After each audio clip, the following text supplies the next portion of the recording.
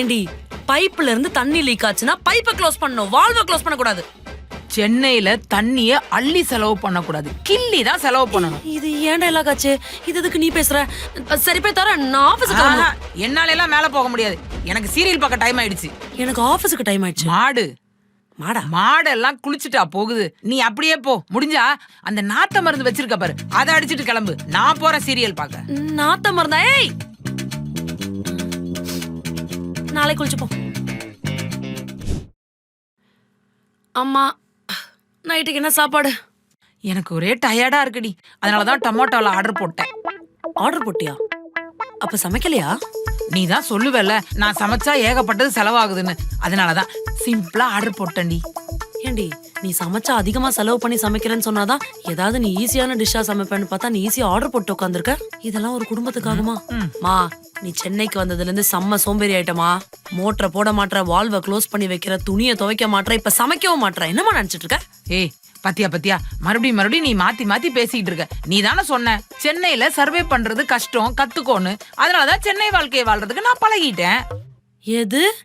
சென்னையில வாழ்ற வாழ்க்கைக்கு நீ பழகிட்டியா? அவ்வளோ ஈஸி ஆயிடுச்சு உனக்கு? சென்னையில வாழ்ற பேச்சுலர்ஸுக்கு தாமா தெரியும் மாசத்தோட ஃபர்ஸ்ட் 10 நாள் ஒரு வாழ்க்கை, கடைசி 10 நாள் ஒரு வாழ்க்கை, நடுவுல இருக்கிற 10 நாள் எதுக்கு வாழ்றோனே தெரியாத மாதிரி ஒரு வாழ்க்கை. நீ என்னடா நான் ஈஸியா சொல்லிட்டு இருக்க? ஃபர்ஸ்ட் 10 நாள் ராஜா பகூத் மாதிரி வாழ்வ, கடைசி 10 நாள் போண்டா வாங்குறதுக்கு கூட கடன்ல தான் வாழ்வ. ஏதாச்சும் ஃபாரின் கண்ட்ரிஸ் போனா கூட 10 நாள்ல பழகிக்கலாம். ஆனா சென்னையில நாட் பாசிபிள் அட் ஆல். ஏன்னா காலையில தான் நீ இந்த ரோட்ல போயிருப்ப, திரும்பி வந்து 10 நாள் கழிச்சு வந்தா அந்த ரோடே இருக்காது. இல்லனா அந்த ரோட்ல ஏதாச்சும் ஒரு பில்டிங் கட்டுறதுக்கு ஸ்டார்ட் பண்ணிருப்பாங்க. சென்னையோட தண்ணி பிரச்சனைய நம்ம ரெண்டா பிரிச்சுக்கலாம், ஜூனுக்கு முன், ஜூனுக்கு பின். ஜூனுக்கு முன்னாடி நீ வந்து பார்த்தா யாராச்சும் வீட்டுக்கு வந்தா கூட தண்ணி கொடுங்கன்னு அவங்க கிட்டே கெஞ்சற மாதிரி இருக்கும். அதே ஜூனுக்கு அப்புறம் வந்தா தண்ணி வேணுமா, எடுத்துக்கோங்க நம்ம வீட்டுக்குள்ள இருந்து மொண்டு அப்படி வெளியில ஊத்துற மாதிரி இருக்கும். கொஞ்சம் எக்ஸ்ட்ரீமா போச்சு, ஹெலிகாப்டர்ல தாண்டி சோறே வரும். இவ்ளோ கஷ்டம் இருக்காடி இங்க?